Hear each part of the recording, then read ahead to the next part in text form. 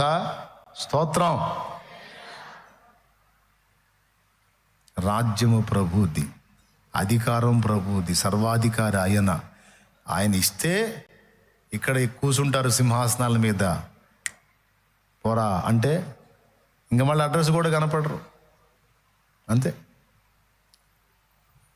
కాబట్టి సంఘము విషయంలో కావచ్చు, నీ పర్సనల్ జీవితం విషయంలో, వ్యక్తిగత జీవితంలోని సమస్యలకు సంబంధించి కావచ్చు, ఏమన్నాడు? చింతపడు, దిగులు పడు, కంగారు పడు, జుట్టు పీక్కు అన్నాడా?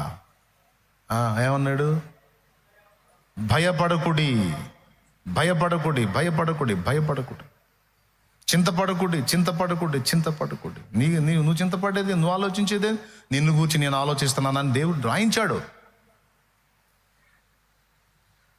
నన్ను నమ్మి విశ్రాంతిలో ఉండి విశ్వాసంతో ఉండు.